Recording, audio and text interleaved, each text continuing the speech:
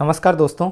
आखिर ऐसा वो सुप्रीम कोर्ट का कौन सा फैसला था जिसकी वजह से भारत में उस हर नेता की राजनीतिक पारी हमेशा हमेशा के लिए लगभग खत्म हो जाती है जिसको 2 या उससे अधिक साल की सजा कोर्ट द्वारा सुनाई जाती है।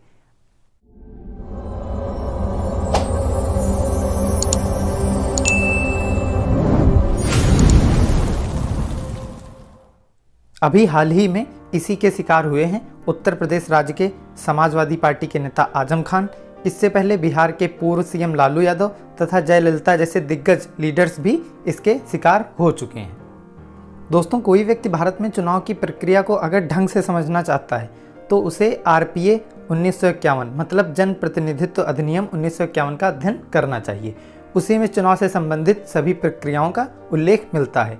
कोई व्यक्ति जेल में बंद है तो क्या वह चुनाव में मतदान कर सकता है अथवा नहीं, क्या वह व्यक्ति चुनाव लड़ सकता है अथवा नहीं, ये सभी बातें उसी में बताई गई हैं।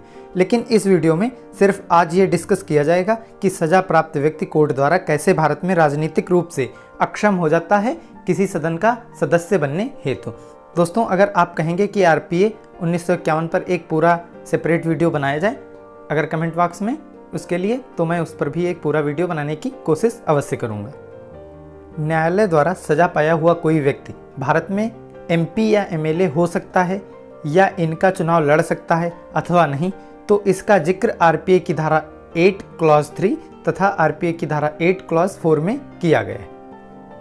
आरपीए की धारा 8 क्लॉज 3 कहती है कि यदि किसी व्यक्ति को कोर्ट द्वारा 2 वर्ष अथवा उससे अधिक की सजा मिलती है तो वह सजा जितनी पाया है उस अवधि के साथ साथ अगले 6 वर्ष तक चुनाव नहीं लड़ पाएगा।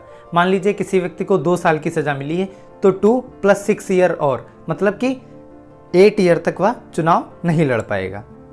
दोस्तों, इसी के साथ इसमें यह भी प्रावधान है कि अगर वह व्यक्ति एमपी या एमएलए है तो सजा की घोषणा के समय ही तत्काल कार्यवाही से उसकी सदस्यता भी समाप्त हो जाएगी, जैसे कि अभी हुआ है। जो ये उत्तर प्रदेश के समाजवादी पार्टी के लीडर थे आजम खान, उनकी विधानसभा की सदस्यता तुरंत समाप्त की गई है जब उनको सजा मिली है 2 साल से अधिक के लिए। लेकिन एक बात आपको शायद समझ नहीं आ रही होगी कि हमारे देश के नेता जो संसद में बैठते हैं उन्होंने अपने लिए इतना कठिन प्रावधान क्यों किया, जो मैंने आपको बताया ऊपर।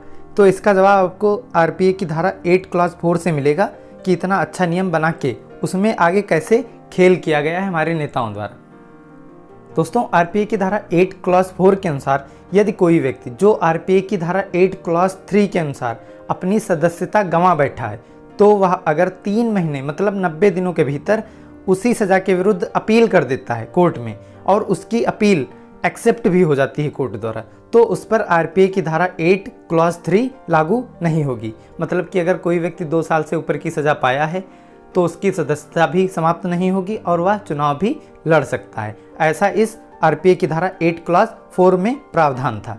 लेकिन तो इस प्रकार आप देख सकते हैं कि कैसे हमारे नेता खेल करते हैं और जनता हमारी नहीं समझ पाती है, क्योंकि हमारी जनता भोली भाली है। तो आरपीए की धारा 8 क्लॉज 4 ऐसी थी जो लगभग आरपीए की धारा 8 क्लॉज 3 को शून्य कर रही थी और कोई भी अपराधी जो सजा पाया होता वो चुनाव भी लड़ सकता था और उसकी जो एमपी और एमएलए की सदस्यता थी वो भी बनी रहती थी।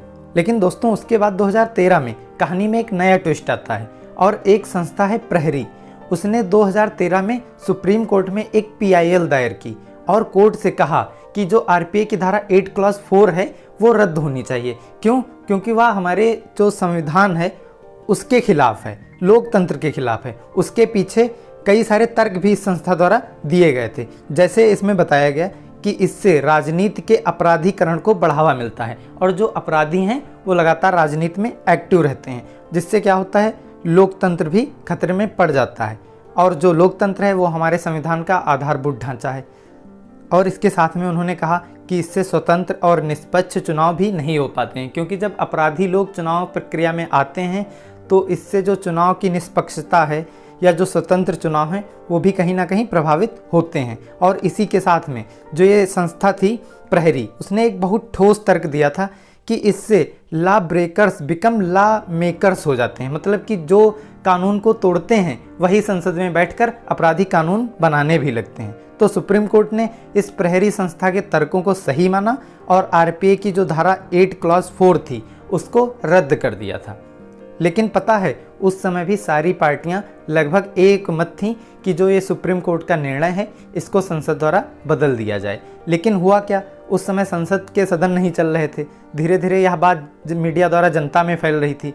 तो इस सुप्रीम कोर्ट के निर्णय को पलटने के लिए जो एक ऑर्डिनेंस भी पास किया गया था राष्ट्रपति के द्वारा, उसे भी रद्द कर दिया गया। और एक हमारे बड़े नेता हैं देश के, उन्होंने उस ऑर्डिनेंस को फाड़ भी दिया था मीडिया के सामने। और तब से लेकर आज तक जो भी दोषी व्यक्ति या नेता 2 या उससे अधिक की सज़ा पाते हैं हमारे देश में, वो ना तो वह चुनाव लड़ पाते हैं आगे और ना ही उनकी सदस्यता बचती है। जैसा कि आप लोगों ने देखा होगा कई सारे नेताओं पर इसकी गाज गिरी है।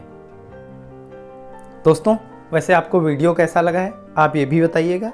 अगर आप हमारे चैनल को पसंद करते हैं, हमारा कंटेंट आपको पसंद आता है, तो प्लीज़ आपसे निवेदन है कि हमारे चैनल को शेयर करिए और साथ में चैनल को सब्सक्राइब भी करते रहिए। और अगर वीडियो ये पसंद आया है तो प्लीज़ एक लाइक तो बनता ही है। अगर मान लीजिए आपको वीडियो नहीं पसंद आ रहा है या हमसे जो ये टॉपिक आपके सामने रख रहे हैं या मुद्दे जो रख रहे हैं उनसे रिलेटेड कोई आपको लगता है कि कमियां हैं, तो आप हमें डिसलाइक भी कर सकते हैं, साथ में अपना कमेंट भी दे सकते हैं।